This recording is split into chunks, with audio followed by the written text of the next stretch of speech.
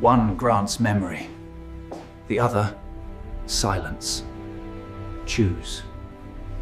The white oleander petals, scattered across my hospital bed like confetti at a funeral I wasn't supposed to survive. Your wife tried to end you, Maya said, her dark eyes reflecting the harsh fluorescent lights above. She stood at the foot of my bed, clutching a tablet loaded with evidence that would shatter what remained of my world. These flowers? They're loaded with cardiac glycosides, enough to stop your heart in about 6 hours. I stared at the beautiful white blooms Rachel had delivered to my FBI office that morning with such theatrical flair. The entire forensic accounting department had watched as she kissed my cheek and whispered, "Happy Valentine's Day, darling. I thought these would brighten your dreary little cubicle." My dreary little cubicle. That should have been my first clue. "Ethan, are you listening?" Maya's voice cut through my fog. "The doctors pumped your stomach, but we need to talk about what happens next." What happens next? As if there was a standard protocol for discovering your wife of 12 years had tried to poison you with a romantic gesture. I'm Ethan Cole, 42 years old, and until this morning, I thought my biggest problem was Rachel's growing distance and our dwindling savings account. I track financial crimes for the FBI, which means I'm very good at following money trails and very bad at reading people. Apparently, I'm especially bad at reading the woman who shares my bed. "Show me what you found," I said, my voice hoarse from the charcoal they'd forced down my throat. Maya pulled up a chair, her fingers dancing across the tablet screen.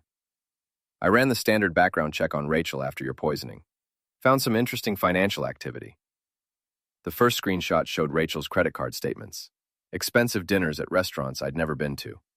Hotel charges in the middle of weekdays when she claimed to be at pharmaceutical conferences.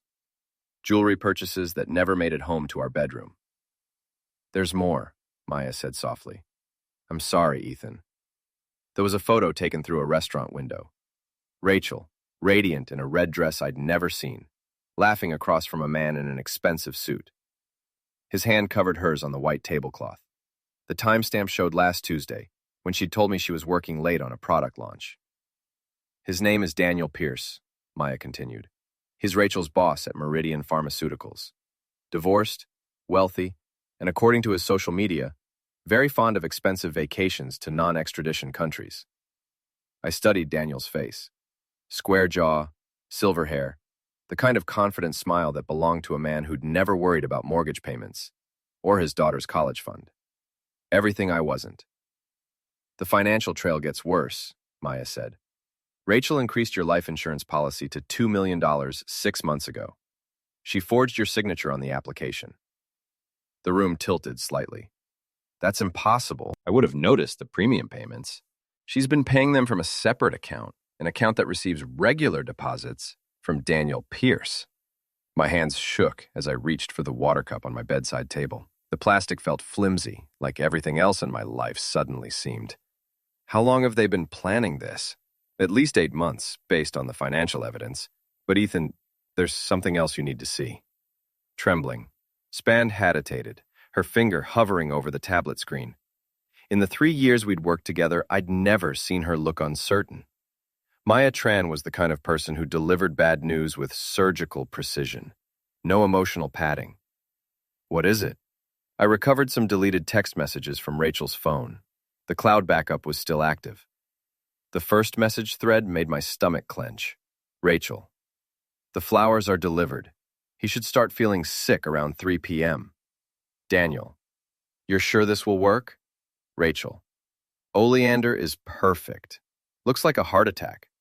Natural causes. Daniel, what if he survives? Rachel, he won't. I calculated the dosage myself.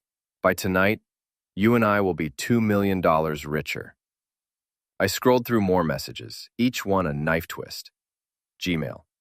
I can't stand another day pretending to love him. The way he chooses cereal makes me want to scream. Daniel. Soon, baby. Soon you'll never have to see his pathetic face again. Rachel. Ava will be better off without him anyway. At least with his life insurance, she can go to a decent college instead of some community college. Ava. They were discussing my 10-year-old daughter like she was a line item in their business plan. There are dozens more, Maya said quietly. They've been planning this for months, Ethan. Every detail. They even discussed what Rachel would wear to your funeral. I sat aside and stared at the ceiling tiles. Somewhere in this hospital, Rachel was probably playing the role of the devastated wife, crying for the doctors and nurses while secretly checking her watch, wondering why I wasn't dead yet. I need you to do something for me, I said. Anything. I need you to help me disappear. Meyer frowned. Ethan, we have enough evidence to arrest them both. Rachel attempted homicide. Daniel's an accessory. This is over. No. I sat up straighter, feeling something cold and sharp crystallizing in my chest. Arresting them isn't enough. They wanted me dead so they could live happily ever after on my life insurance money. They wanted to erase me. I looked at Maya, seeing my reflection in her dark eyes. For the first time in my adult life, I looked dangerous. I'm going to give them exactly what they want, I continued. I'm going to die, Maya, and then I'm going to make them wish they'd never been born. Maya stared at me for a long moment.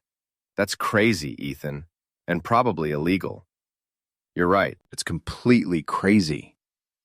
I smiled, and it felt like the first genuine expression I'd made in years. But I'm very good at tracking down people who think they've gotten away with financial crimes. And Rachel and Daniel just committed the biggest financial crime of their lives. What about Ava? The mention of my daughter's name sobered me instantly. Ava, with her gap-toothed grin and her habit of reading mystery novels under her covers with a flashlight.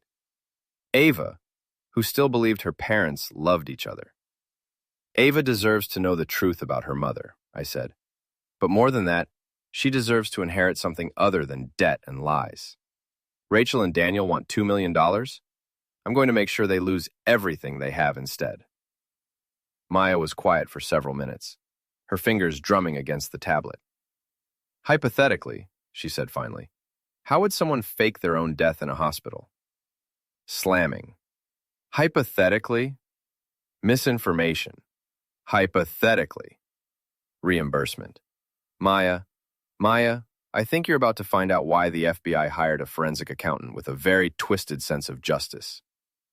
Dr. Sarah Chen owed me a favor, which turned out to be exactly the kind of favor you need when you're planning to fake your own death. 2 years ago, I'd helped the FBI catch her ex-husband embezzling from their medical practice. He'd been siphoning money from their joint accounts to fund a gambling problem, leaving Sarah with a mountain of debt and a destroyed reputation. My financial forensics work had not only cleared her name, but recovered most of the stolen money. Now, she stood in my hospital room at 2 a.m., looking like she was seriously reconsidering her life choices. This is insane, Ethan, she whispered, checking the hallway for the third time. I could lose my license. I could go to prison. I agreed. But you won't, because I'm very good at covering financial tracks, and Maya here is very good at making digital evidence disappear. Maya looked up from her laptop. I've already created a false medical record showing progressive heart failure. As far as the hospital's computer system is concerned, you've been declining steadily since admission. Dr. Chen pulled up my chart on the room's computer terminal. The oleander poisoning mimics a heart attack anyway. If I document continued cardiac stress, irregular heartbeat, and eventual cardiac arrest. She trailed off, her fingers hovering over the keyboard. Sarah, I said gently, they tried to homicide me. And if we don't stop them, they'll collect $2 million and disappear to some beach in the Caribbean. Meanwhile, my daughter will grow up thinking her father died of natural causes, never knowing her mother is a butcher. That decided it. Sarah's fingers flew across the keyboard, updating my medical records with fictional symptoms and a fictional prognosis. According to my new chart, I had maybe 6 hours to live. I'll need to move you to a private room, she said, somewhere with less foot traffic. And we'll need to time this perfectly. The death certificate has to be filed before Rachel can claim the insurance money, but after she's had time to celebrate. Retaliation. Pulled up another screen on her laptop. I've been monitoring Rachel's phone. She's been texting Daniel every hour, asking for updates on Ethan's condition. She's staying at the Marriott downtown. Stallion, room 412, registered under his name. Strengthening. I felt that cold, sharp feeling in my chest again. While I was fighting for my life, Rachel was sharing a hotel bed with the man who'd helped her try to end me. They were probably ordering room service and planning their new life together. "What about Ava?" I asked. "She's staying with Rachel's sister in Baltimore. Rachel told her you were too sick for visitors." At least my daughter was safe and away from this mess. That was something. Dr. Chen finished updating my records and turned to face us. "Okay, here's how this works. At 6 a.m., I'll document a sudden cardiac event. Maya, you'll need to trigger a power outage in this wing of the hospital, just for about 10 minutes. "I can do that," Maya said. "The hospital's backup generators will kick in, but there will be enough confusion to cover our tracks. During the blackout, I'll move Ethan to the morgue through the service elevator," Dr. Chen continued. "We have a cold storage unit that's been broken for weeks. He can hide there until we're ready for the next phase." "Which is what exactly?" Maya asked. I smiled. "The next phase is where we let Rachel and Daniel think they've won. We let them celebrate, collect the insurance money, and start making plans for their new life. And while they're doing that, we're going to systematically destroy everything they care about." Maya raised an eyebrow. Starting with their reputations. Rachel works in pharmaceutical PR, which means her entire career depends on trust and credibility. Daniel runs the Northeast sales division for Meridian. His career depends on the same things. Pull out my phone and showed them Rachel's social media profiles. Facebook, Instagram, LinkedIn, all carefully curated to show the perfect wife and mother. Professional headshots, family vacation photos, inspirational quotes about work-life balance. Rachel has spent years building this image of herself as the ideal corporate wife. Successful, beautiful, devoted to her family. What do you think happens to that image when her colleagues find out she's been having an affair with her married boss? "It gets destroyed," Maya said, understanding dawning in her eyes. "Exactly. And Daniel's image as the successful family man gets destroyed right along with it. But that's just the beginning." I opened my laptop and pulled up the financial records Maya had compiled. "Look at this. Daniel has been using company funds to pay for his hotels, dinners, and gifts for Rachel. It's all here in the expense reports. Business meals that were actually dates. Conference travel that was actually romantic getaways. Allergies." Dr. Chen looked over my shoulder at the screen. "That's embezzlement. That's exactly what it is. And when Meridian's board of directors sees this evidence, Daniel won't just lose his job. He'll face criminal charges." Malta was grinning now, her fingers already flying across her keyboard. "I can create a comprehensive financial analysis showing the pattern of misused funds. Make it look like an internal audit discovered the fraud. Perfect, but we need to time this carefully. We let them think they've gotten away with homicide first. Let them get comfortable. Let them start spending the insurance money. And then we pull the rug out from under them." Dr. Chen checked her watch. "We need to move soon. The morning shift starts in 4 hours. One more thing," I said. "I need you both to promise me something. No matter what happens, no matter how bad this gets, we don't do anything that puts Ava at risk. She's innocent in all of this." "Of course," Dr. Chen said immediately. Maya nodded. "Agreed. But Ethan, what about after? What's your endgame here? You can't stay dead forever." I thought about that. What was my endgame? In the movies, the wronged husband always had some elaborate plan to reclaim his old life. But I wasn't sure I wanted my old life back. My old life had been built on lies and a marriage to a woman who'd tried to end me. "I don't know yet," I said honestly. "But I know I want Rachel and Daniel to face consequences for what they've done. Real consequences, not just a slap on the wrist. And you want them to know it was you," Maya added. "You want them to know that the man they tried to end was the one who destroyed them." "Yes," I said, surprised by the venom in my own voice. "I want them to know exactly who beat them." Dr. Chen stood up and smoothed down her lab coat. "All right then, let's end Ethan Cole." The next few hours passed in a blur of preparation. Maya worked her technical magic, setting up systems to monitor Rachel and Daniel's communications. Dr. Chen arranged the logistics of my disappearance, including a body bag and a gurney that would transport me to my temporary hiding place in the morgue. At exactly 6 a.m., as the sun was rising over the Washington suburbs, where Rachel and I had built our life together. Dr. Chen injected me with a mild sedative and documented my fictional death. According to the official record, Ethan Cole died of cardiac arrest at 6:17 a.m. on February 15th, one day after his wife tried to poison him with oleander flowers. The real Ethan Cole, however, was just getting started. From my hiding place in the hospital's broken cold storage unit, I listened to Maya's live audio feed as Rachel performed the role of her life. "I can't believe he's gone," Rachel sobbed into her phone. She was in the hospital parking lot, having just finished signing the paperwork for my death certificate. "It happened so fast. The doctor said his heart just couldn't handle the stress." On the other end of the call, Daniel's voice was carefully modulated with fake sympathy. "I'm so sorry, baby. I know how much you loved him." Baby. They weren't even trying to hide their relationship anymore. "I keep thinking about all the things I never got to say to him," Rachel continued, her voice breaking in all the right places. "All the time we wasted fighting about money and his boring job." Manslaughter. My boring job. The boring job that had provided the health insurance that was currently keeping her from going bankrupt, and the life insurance that was about to make her rich. "The funeral director wants to meet with me this afternoon," Rachel said. "I can't do this alone, Daniel. I need you there." Relinquish Simmons. "Of course I'll be there. We'll get through this together." Karlov's voice crackled through my earpiece. "They're not even waiting a decent interval. She called him before she called your daughter." That hit me like a physical blow. Rachel had called her lover before she'd called our 10-year-old daughter to tell her that her father was dead. I listened as Rachel made her next call. "Ava, sweetheart, I have some very sad news." Rachel's voice transformed into the gentle, maternal tone she used with our daughter. "Daddy got very sick, and the doctors couldn't make him better. He died this morning, baby." Slamming. Even through the audio feed, I could hear Ava's wail of grief.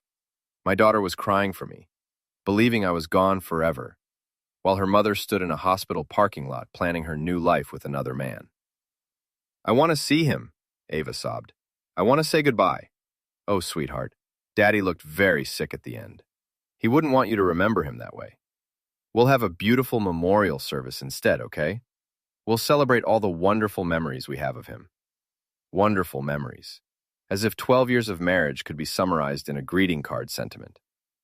"Aunt Linda will drive you home tomorrow," Rachel continued. "We have a lot to take care of, but we'll do it together. It's just you and me now, baby. Just you and me. And Daniel, of course, though Ava didn't know that yet." The call ended, and Maya's voice returned to my earpiece. "How are you holding up?" "I'm fine," I lied. Listening to my daughter cry was the hardest thing I'd ever done, but it also strengthened my resolve. Ava deserved better than a mother who was a butcher and a stepfather who was an embezzler. "What's next?" I asked. Rachel just texted Daniel. "They're meeting at the Ritz-Carlton for lunch to discuss funeral arrangements. Should I keep monitoring?" "Absolutely. Maya, start documenting everything. Every call, every text, every meeting. I want a complete record of how they behave in the days after my supposed death." I lived like a ghost in my own city. Dr. Chen had arranged for me to stay in a small apartment near the hospital, a place she used for visiting medical residents. Maya brought me food, updates, and increasingly disturbing recordings of Rachel and Daniel's conversations. They weren't grieving. They were planning. "The life insurance company says it could take up to 30 days to process the claim," Rachel told Daniel over dinner at an expensive steakhouse. "But they don't expect any complications since it was clearly natural causes." $2 million, Daniel mused. "We could buy that house in Costa Rica we looked at online. Start fresh somewhere warm." "What about Ava?" "Jacob's a just. Kids are resilient, and she'll have a better life with the insurance money than she ever would have had with Ethan's government salary. They might daughter out of the country, away from her friends, her school, her entire life, so they could play house in Central America on dirty money. That's when I decided to accelerate my timeline. "Maya," I said into my phone, "it's time to start phase 2. What do you want me to do?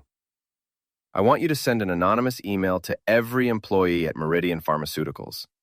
Include Rachel's affair timeline, Daniel's expense account fraud, and the audio recordings of them celebrating my death. That will destroy both their careers. That's the point. But make sure the email comes from an untraceable account. I don't want this traced back to us. What about the police? Shouldn't we be building a case for Rachel's attempted homicide? I thought about that. Not yet. Right now, all we have is circumstantial evidence. Rachel could claim she didn't know the flowers were poisonous, that it was an innocent mistake. A good lawyer could get her off with minimal jail time. So what's the alternative? The alternative is that we destroy her life so completely that prison starts to look like a refuge. Maya was quiet for a moment.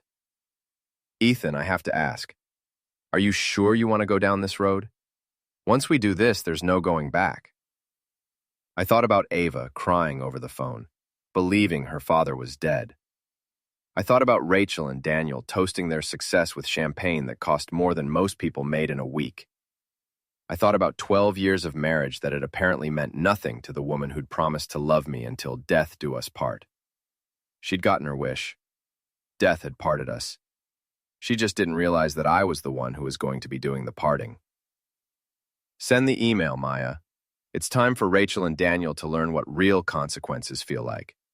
The email went out at 3 p.m. on a Thursday afternoon, just as Meridian's employees were settling in for the afternoon slump. Maya had crafted it perfectly, presenting the evidence in a clear, professional format that looked like it had come from an internal investigation. The response was immediate and devastating. Within an hour, Rachel's desk was being cleared out by security. The audio recordings of her laughing about my death had made her a pariah among colleagues who'd attended my funeral just days earlier. Her supervisor, a woman named Jennifer Walsh, who'd sent flowers to my memorial service, personally escorted Rachel to the parking garage. "You're a monster," Jennifer told Rachel as they waited for the elevator. Maya had hacked the building's security system and was providing me with live video feed. "That man loved you, and you ended him for money." Rachel's carefully constructed facade finally cracked. "You don't understand," she snapped. "You don't know what it was like being married to him. He was boring and poor and pathetic. I deserved better." "You deserved better?" Jennifer's voice rose. "He deserved better than a wife who poisoned him with flowers." The elevator doors opened, and Rachel stepped inside. As they closed, I could see her face clearly, for the first time since my supposed death. She looked older, haggard, like the stress of maintaining her lies was finally catching up with her. Good. Daniel's downfall was even more spectacular.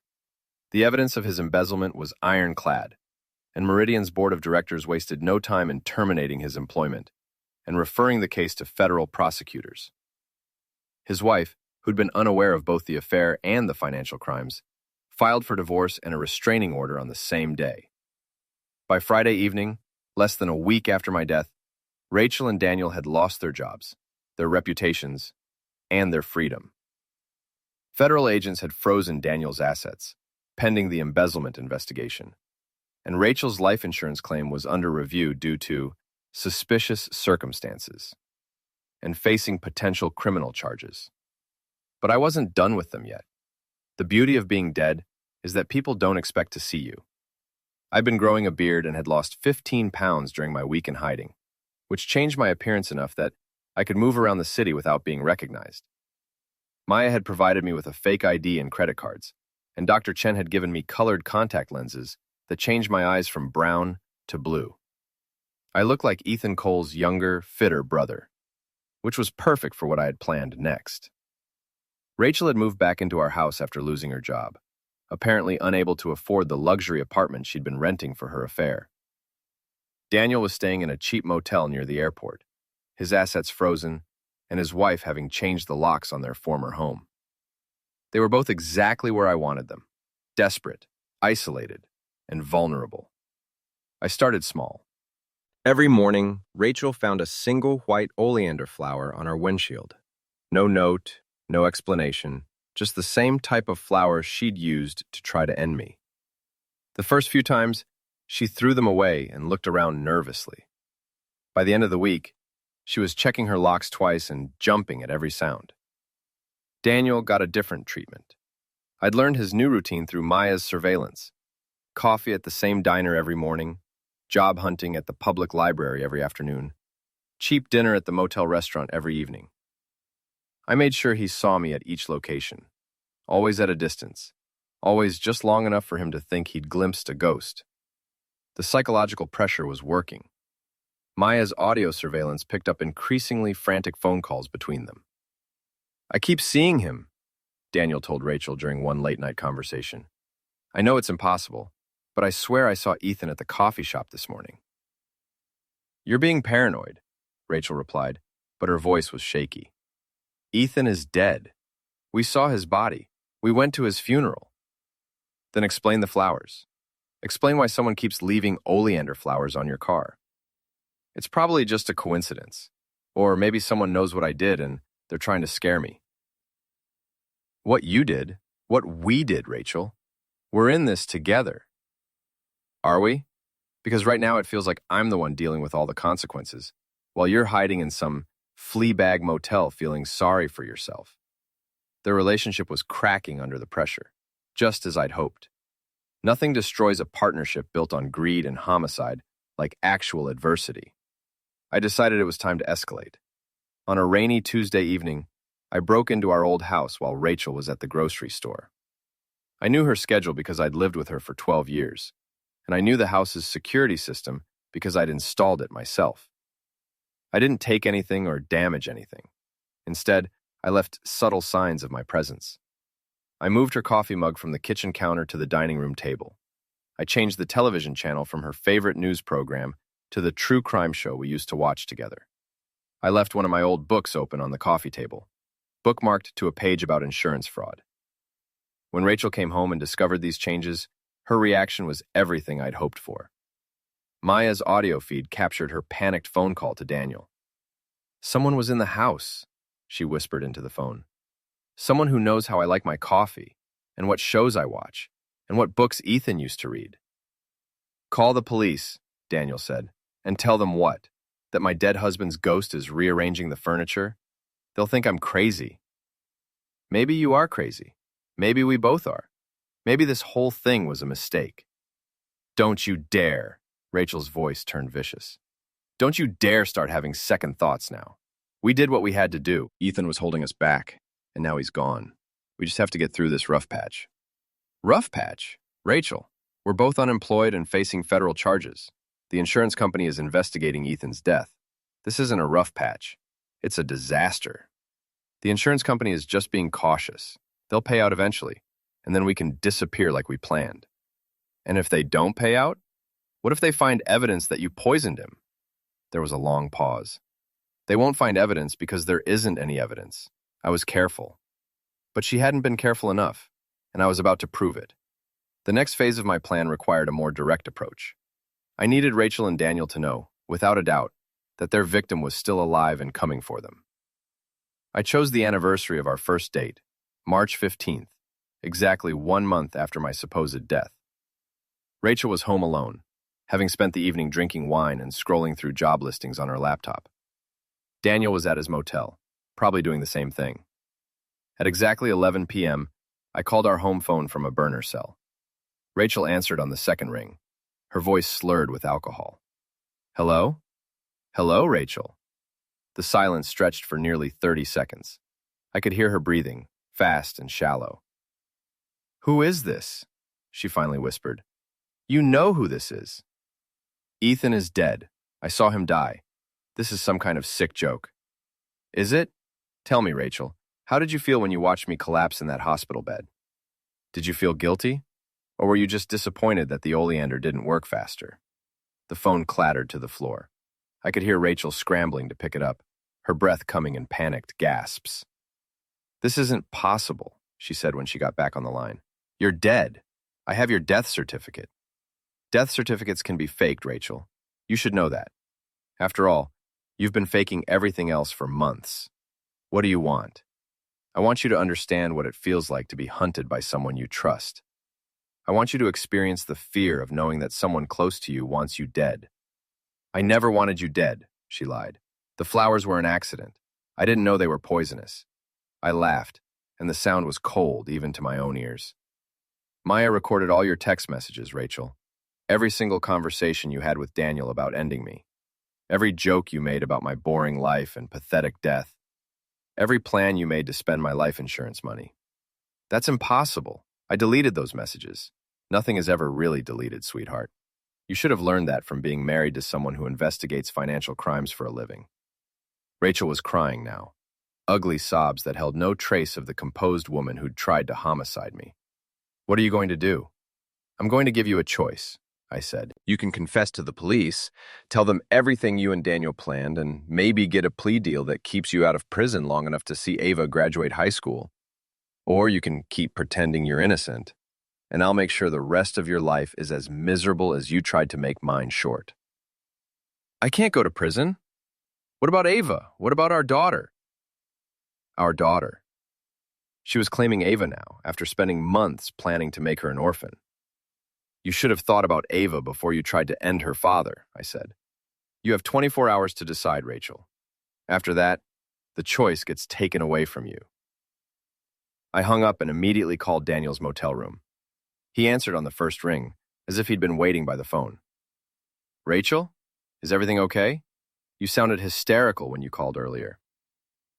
This isn't Rachel, Daniel. The silence was even longer this time. When Daniel finally spoke, his voice was barely a whisper. Ethan?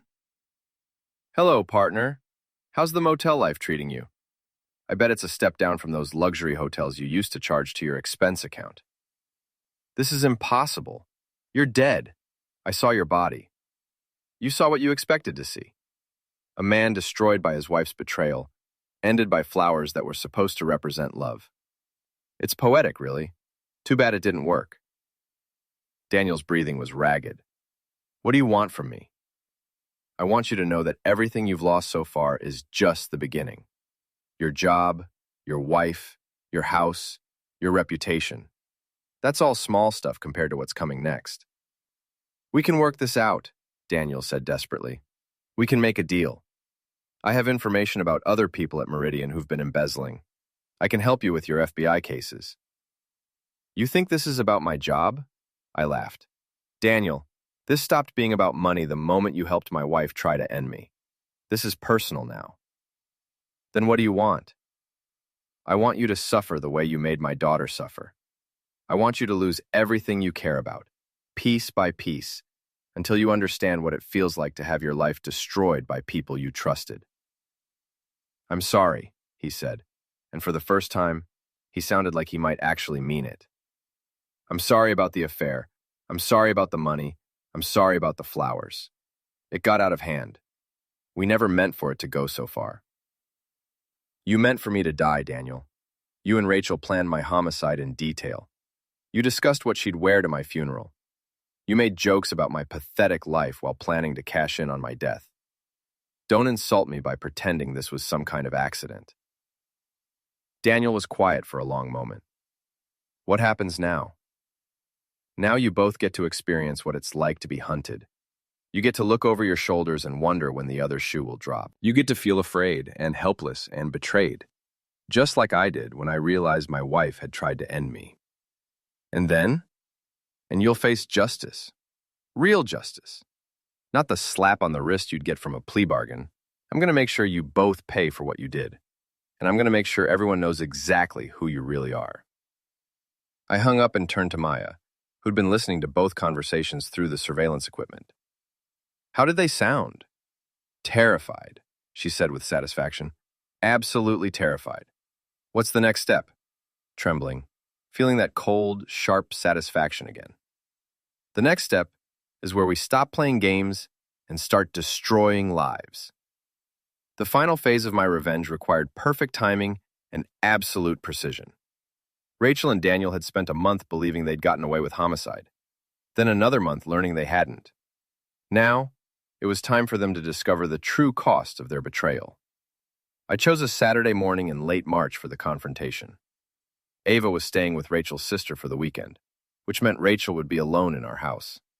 Daniel was still at his motel, probably nursing another hangover and wondering if he'd really received those phone calls or if he was losing his mind. Maya had spent weeks preparing for this moment, gathering evidence and setting up systems that would ensure Rachel and Daniel faced consequences they couldn't escape or appeal. Dr. Chen had prepared documentation that would prove my death had been faked, along with medical evidence of the oleander poisoning. Everything was ready. It was time to bring Ethan Cole back from the dead. I stood on the front porch of the house I'd called home for 8 years, looking at the yellow crime scene tape that still fluttered from the mailbox. The police had searched the property after receiving an anonymous tip about Rachel's insurance fraud, but they hadn't found anything conclusive. Rachel had been careful to dispose of any evidence of her homicide plot, but she hadn't been careful enough. I used my key to open the front door, stepping into the living room where Rachel and I had watched movies and argued about bills and made plans for Ava's future. It looked different now, smaller somehow, like a stage set for a play I no longer wanted to be part of. Rachel was in the kitchen, sitting at the breakfast table with a cup of coffee and a stack of legal documents. She looked up when she heard my footsteps, and the coffee cup slipped from her fingers, shattering against the tile floor. "Hello, Rachel." She stared at me for a long moment, her face cycling through disbelief, terror, and finally, a kind of resigned horror. "You're really alive. Miss Disappointed. I don't understand. How is this possible? I saw you die. I signed your death certificate." I pulled out the chair across from her and sat down, just like we'd done for thousands of breakfast conversations over the years. Death certificates can be faked when you have the right connections. Medical records can be altered when you have friends in the right places. It's amazing what you can accomplish when you're motivated by the desire to catch a homicider. Rachel's hands were shaking as she reached for her phone. "I'm calling the police." "Go ahead. Tell them your husband, who you tried to end with poison flowers, has returned from the dead to confront you about insurance fraud and attempted homicide. I'm sure they'll find that very believable." She set the phone down without dialing. "What do you want, Ethan?" "I want you to understand what you've lost," I said calmly. "Your job, your reputation, your lover, your freedom. All of it gone because you got greedy and decided I was worth more dead than alive." "It wasn't supposed to happen like this," she said, tears starting to flow down her cheeks. "It was supposed to be quick and painless. You weren't supposed to suffer." "But I did suffer, Rachel. I suffered when I realized my wife of 12 years had been cheating on me. I suffered when I discovered you'd been planning my homicide for months.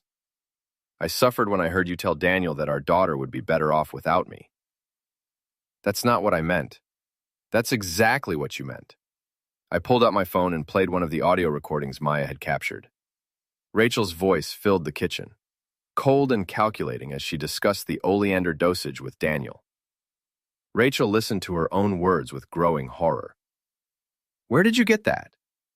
"I told you, nothing is ever really deleted." Maya recovered every text message, every phone call, every email you and Daniel exchanged. "We have a complete record of your homicide plot, including the part where you forged my signature on the life insurance application." "Maya helped you fake your death?" "Maya helped me catch a butcher. There's a difference."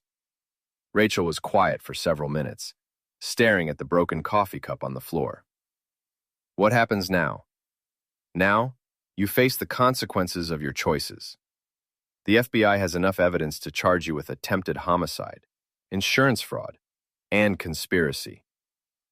Daniel will face similar charges, plus embezzlement.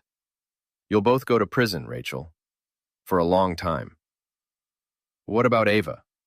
What happens to our daughter?" "Ava will be fine. She'll live with my sister in California, away from all of this mess.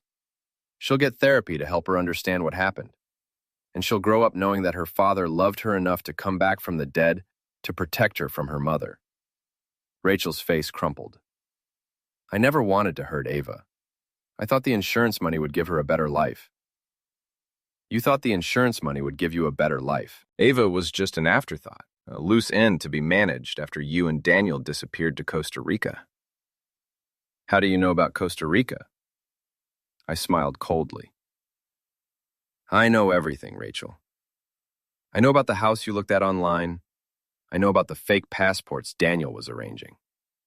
I know about the offshore account where you planned to hide the insurance money. I know all of it because I've spent the last 2 months learning exactly who you really are. Tightened. The front door opened and Daniel walked in, looking haggard and desperate. He stopped short when he saw me sitting at the kitchen table. Jesus Christ, he whispered.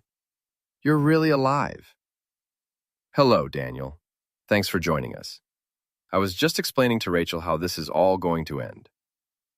Daniel looked around the kitchen like he was planning an escape route. This is insane. You can't just come back from the dead and expect everything to go back to normal. Nothing about this situation is normal, I agreed. Normal husbands don't get poisoned by their wives.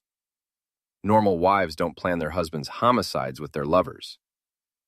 Normal people don't embezzle company funds to pay for hotel rooms and jewelry. We can fix this, Daniel said desperately. We can make it right. I'll pay back the money I took from Meridian. Rachel will confess to the insurance fraud. We'll make it right. You can't make attempted homicide right, Daniel. You can't undo the months you spent planning my death. You can't take back the jokes you made about my pathetic life, or the plans you made to spend my life insurance money. Rachel looked up from the table. What do you want from us, Ethan? What will it take for you to forgive us? I stared at her for a long moment. This woman who'd shared my bed and raised my daughter and tried to end me for money. There is no forgiveness for what you did, Rachel. There's only justice. As if on cue, the sound of sirens filled the air. Through the kitchen window, I could see FBI vehicles pulling into the driveway, followed by local police cars and an ambulance. What did you do? Daniel asked, panic rising in his voice. I did what I should have done from the beginning, I said, standing up from the table. I called the authorities and reported a crime. Maya walked through the front door, followed by a team of FBI agents I recognized from my old office. She was carrying a thick folder of evidence and wearing the satisfied expression of someone who'd just closed a major case. Rachel Cole and Daniel Pierce, she announced. You're both under arrest for conspiracy to commit homicide, insurance fraud, and embezzlement. You have the right to remain silent. As Maya read them their rights, I walked outside to where Dr. Chen was waiting with the ambulance crew. She'd brought the medical evidence that would prove my death had been faked, along with documentation of the oleander poisoning. How do you feel? She asked as we watched Rachel and Daniel being led away in handcuffs. Empty, I said honestly. I thought I'd feel satisfied or vindicated or something. But mostly I just feel empty. That's normal, she said. Revenge doesn't heal wounds, Ethan. It just closes them. Washington as the FBI cars disappeared down the street, carrying away the 2 people who'd tried to destroy my life. In a few hours, the story would be all over the news. The pharmaceutical executive and her boss who'd tried to commit the perfect homicide, only to be caught by the husband who'd faked his own death to expose them. It would be a sensation. Rachel and Daniel would become cautionary tales, examples of what happens when greed and betrayal go too far. But none of that mattered to me anymore. What mattered was that Ava would grow up safe, away from the toxic influence of a mother who'd valued money more than family. What mattered was that justice had been served, even if it had required extraordinary measures. Maya walked over to where I was standing. The insurance company wants to meet with you tomorrow. They're going to want a full explanation of how this all worked. I'll be there. And the FBI wants to discuss your future with the Bureau. Faking your own death, even to catch criminals, is generally frowned upon. I shrugged. I'll deal with that too. Maya studied my face. What will you do now? Where will you go? I thought about that. For 2 months, my entire existence had been focused on exposing Rachel and Daniel, on making them pay for their betrayal. Now that it was over, I wasn't sure who I was supposed to be. I think I'll start by visiting my daughter, I said. She deserves to know that her father didn't abandon her, that he loved her enough to come back from the dead. And after that, I'll figure out how to build a life that's actually worth living. One that's not built on lies or revenge, or the need to prove anything to anyone. I look back at the house where I'd lived with Rachel for 8 years, where we'd raised Ava and made plans and pretended to be happy. I wouldn't be going back there. That life was over, as dead as I'd pretended to be. But unlike my fake death, this ending felt real, final, like the closing of a book that had gone on too long and needed a different story to take its place. Maya handed me an envelope. "What's this?" "Your new identity documents, just in case you decide you want to stay dead a little longer." I smiled, the first genuine smile I'd felt in months. "Thanks, but I think I'm ready to be alive again." As I walked away from the house where my marriage had died and my revenge had been born, I felt something I hadn't experienced in years. Hope. Not for reconciliation or forgiveness or any of the things that were impossible now, but for the possibility that somewhere ahead of me was a life worth living. A life built on truth instead of lies. A life where the people who claimed to love me actually meant it. A life where I could be a father to Ava without constantly looking over my shoulder, wondering when the next betrayal would come. Rachel and Daniel had wanted me dead so they could start over with a clean slate. Instead, they'd given me something far more valuable. The chance to discover who I really was when everything else was stripped away. It turned out I was someone who could survive attempted homicide, fake his own death, and systematically destroy the lives of people who'd betrayed him. I was someone who could be patient and calculating and ruthless when the situation demanded it. But more importantly, I was someone who could choose mercy over vengeance, truth over deception, and love over hate. I was someone who could choose to live. The story ends there, with Ethan Cole walking away from his old life and toward whatever came next. Rachel and Daniel would spend the next decade in federal prison, their reputations destroyed and their dreams of a new life together reduced to nothing more than evidence in a criminal case. Ava would grow up knowing the truth about her mother, but also knowing that her father had loved her enough to risk everything to protect her. She would have therapy and support and the chance to build a life that wasn't defined by her parents' failures. And Ethan would have the opportunity to discover who he was when he wasn't defined by other people's betrayals. He would have the chance to build relationships based on honesty and trust, to be a father without the shadow of attempted homicide hanging over his family, and to wake up each morning knowing that the people in his life actually wanted him alive. It wasn't the ending any of them had planned, but it was the ending they'd all earned through their choices. Rachel and Daniel had chosen greed and betrayal, and they would live with the consequences in prison cells and ruined reputations. Ethan had chosen justice and truth, and he would live with the consequences in freedom and the possibility of genuine happiness. In the end, that seemed like a fair trade.